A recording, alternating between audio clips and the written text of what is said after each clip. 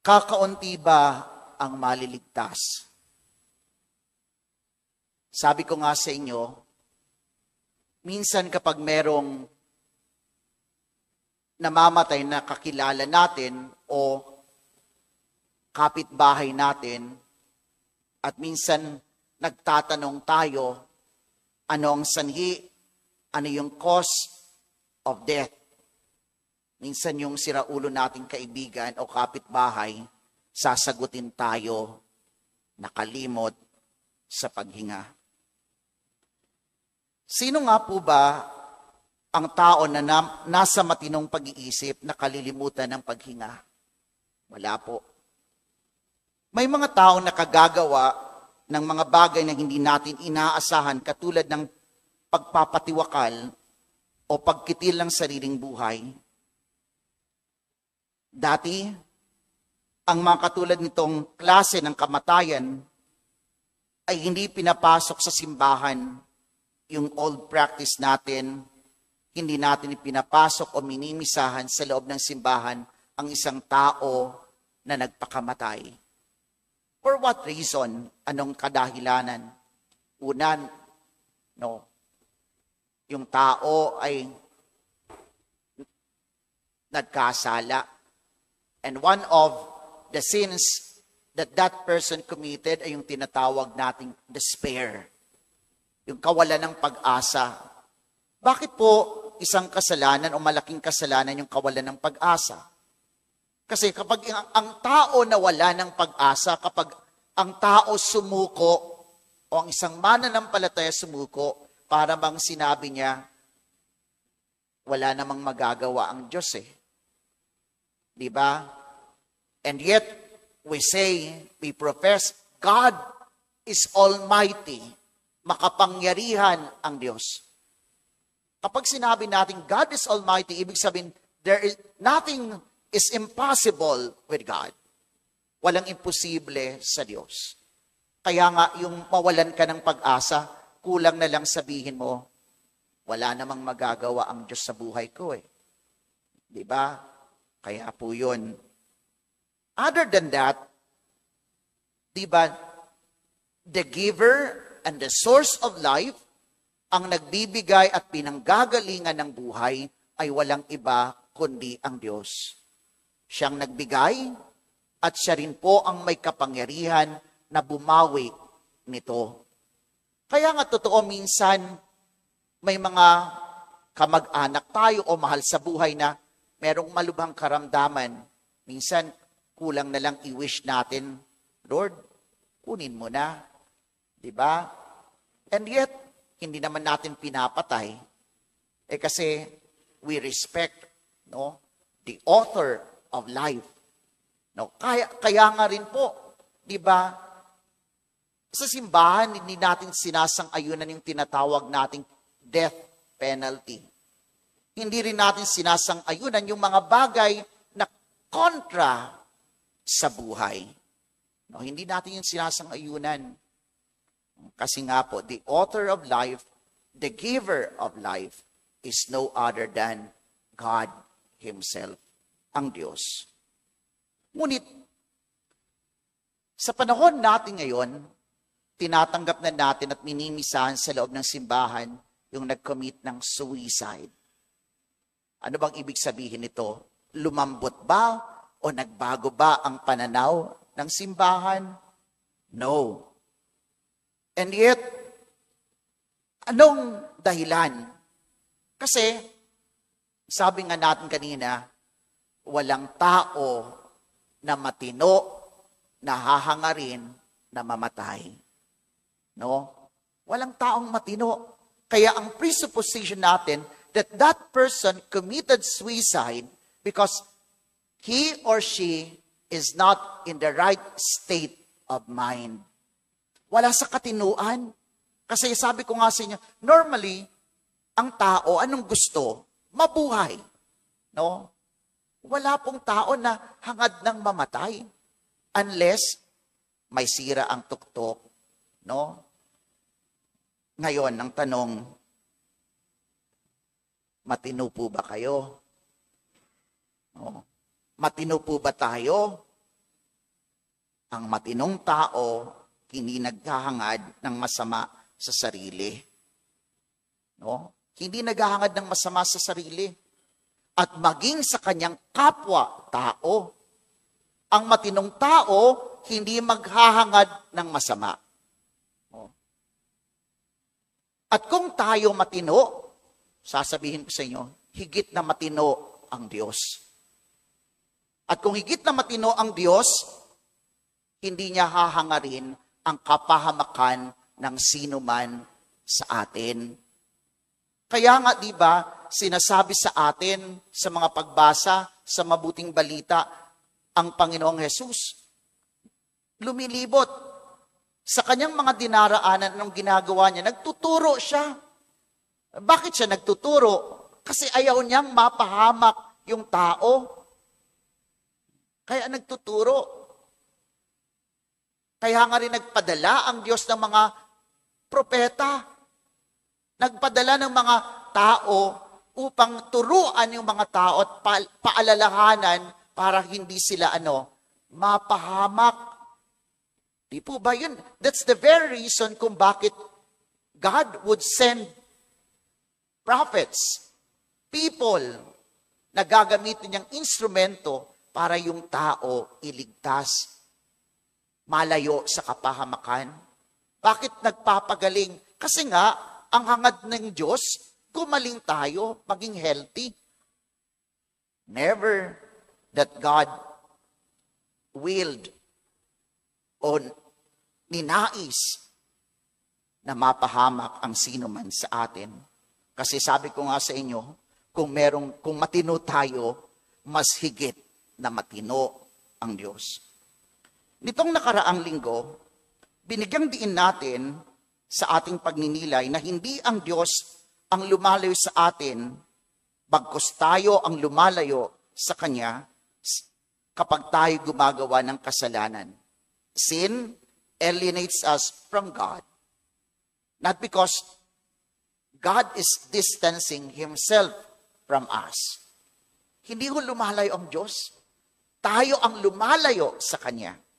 At sabi ko nga, ang kasalanan does not only alienate us from God, but it also alienates us sa ating sarili, sa ating totoong pagkatao, sapagkat tayo ay nilikha na mabuti.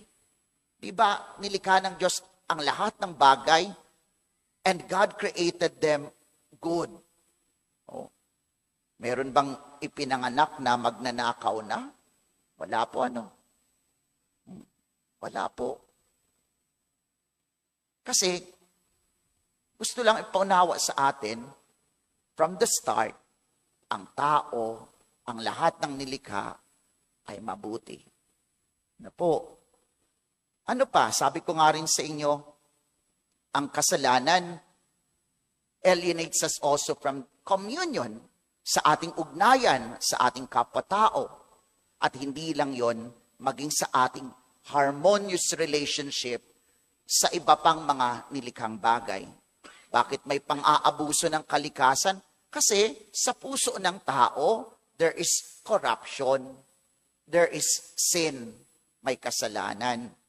Yun po yun Ginoo, kakaunti nga ba ang maliligtas? Alam natin ang hangad ng Diyos ay makasama tayo sa kanyang makalangit na piging. At sabi ko nga, kung tatanungin ko kayo, saan nyo gustong mapunta? Alam ko na naman ang sagot ninyo Wala namang gustong mapunta sa impyerno Lahat naman ng sagot natin, ang gusto natin mapunta sa langit. Kaya lang, ito po yung tanong. Gusto natin mapunta sa langit. Pero ang tanong, ikaw ba ay nabubuhay o tayo ba ay nabubuhay para sa langit? No? Gusto mong mapunta sa langit? No? Para lang din niyang mag-aaral. Gusto mong maging inhenyero. Gusto mong maging doktor. Yun yung end mo Yun yung purpose mo kung bakit ka nag-aaral. Yun yung direction na tinatahak mo. Gusto mong maging ganito. Kaya kung gusto mong maabot yon, pangarap na yon, yung end na yon, dapat anong gagawin mo? Mag-aaral ka mabuti.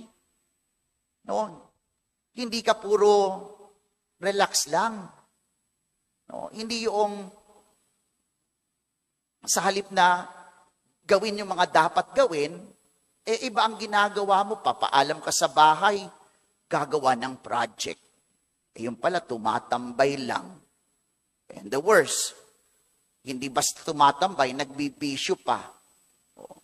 Ano kaya mangyayari? What will happen to that student? Hindi yun makakarating doon sa kanyang nais na goal. Kaya nga, sabi ko nga sa inyo, we want to go to heaven, but ang tanong, ang buhay ba natin, tayo ba'y nabubuhay para sa langit? Ang mabuting balita ay nagsasabi sa atin ng langit ay isang paroroonan. It is our destination na dapat tinatahak natin dito sa lupa paalang. No? Ang langit ay sinisimulan dito sa lupa. Hindi ho yan darating na bigla na lang, andun ka na. Hindi ho eh. Dapat sinisimulan dito sa lupa. Mabuhay. Kaya nga, di ba sinasabi sa atin, anong sinasabi sa atin? Live in the Spirit, mabuhay sa Espiritu. Alisin, iwasan yung hindi dapat nabubuhay saan? Sa pita ng laman. O, di ba? Ngayon, sa mabuting balita, anong sinasabi sa atin? Pag sumikapan yung pumasok sa makipot na daan. At ano po ba itong makipot na daan na ito? Kanina, doon sa antiphon para sa gospel, sinasabi sa atin yung ang Panginoong Jesus ang daan, katotohanan at ang buhay. No one comes to the Father except through Jesus. No. Itong ibig sabihin sa atin, ang tanging daan ay walang iba kundi si Jesus. Ang makipot na daan ay si Jesus. Bakit makipot? Kasi ang daan na tinahak ng ating Panginoon upang tubusin tayo at pagkalooban ng bagong buhay ay hindi ho isang madaling daan. Yan ay ang daan ng krus. No? Ayan. Kung driver ka kasi, siyempre, anong gusto mo? Yung malawak na daan. O gusto mo nasa expressway ka kasi mas matulin ang takbuhan. No? Pero alam nyo po, ang daan patungo sa langit, wala pong expressway. Walang shortcut. It is the way of Jesus. And often, the way of Jesus is the road less traveled. No? Ang daan ni Jesus ay ang daan na kokonti, hindi marami ang tumatahak. Bakit? Kasi nga, hindi kasi madali. No? Maraming mga bagay kasi ang kailangan mong gawin. No? Una, if you embrace the cross of Jesus, if you embrace the way of Jesus, you must learn how to die. Kailangan mong matutunang mamatay. Saan? Sa kasalanan, sa pagkamakasarili, at mabuhay saan? Sa pagbabahagi at sa pagmamahal. Kinakailangan din nating matutunan ang kahalagahan ng salitang sakripisyo. Di ba? Iyon ang problema. Sa mundong ginagalawan natin ngayon, anong gusto ng marami? Ayaw na ng salitang sakripisyo. Ang lahat gusto maging convenient. No? Kasi totoo. No? With the advancement of technologies, di ba, our life becomes convenient. But unfortunately, there are certain things, may mga bagay na hindi dapat daanin na maging konbinyente lang. No, kasi nasanay na tayo, lahat na lang, madali na lang eh. No? Dati kasi noon, di ba? Remember, in the olden times, yung mga televisions, para malipat mo ng channel, lalapit ka pa. Ano? pipihitin mo para malang malipat yung channel, may effort pa rin. Oh. Ngayon, pagka ayaw mo na yung channel na pinapanood mo, anong gagawin mo? You have the remote. At sometimes, high-end televisions, merong tinatawag nating voice command. O, di ba? Sasabi ka lang, play ganito, play. Di ba? O, sumasagot na rin yung television, pati cellphone, sumasagot. Ano? Hi Siri. O, di ba? Tingnan nyo. It's all convenient now. To the point that, yun nga, yung tao, para bang gusto na lang lahat madali. But unfortunately, hindi ho yung madali ang naghahatid sa buhay na walang hanggan. Hindi ho yung masasarap na mga bagay ang siyang maghahatid sa atin sa totoong buhay. Kahit nga po sa buhay natin no? Kung tayo nasanay na ng puro na lang sarap, no? Ayaw mo na ng hirap, sige, kumain ka ng kumain. Alam nyo, kahit nga sa pagkain, alam nyo ba kung anong mga pagkain ang nagbibigay ng sakit? Yung masasarap, yung sobrang sasarap. Di ba? Totoo. Kasi maraming pampalasa yun At madalas yung mga pampalasa na yun, nakasisira ng kalusugan. Tingnan nyo. So, the road of Jesus is the cross. The path of Jesus is the path of the cross. Pero ito ang tanging daan na maghahatid sa atin sa buhay na walang hanggan. Kaya nga huwag matakot sa krus. Pangalawa, from time to time, akala natin, one time that we have chosen Jesus, one time that we have chosen God is already enough. But in order to belong to God's kingdom means persistent and constant choosing God. Persistent at palagian na pagpili sa Diyos. Hindi ho minsan lang, sasabihin natin, nabinyagan, Lord, nabinyagan naman ako, okay na yan. Para bang, meron akong badge.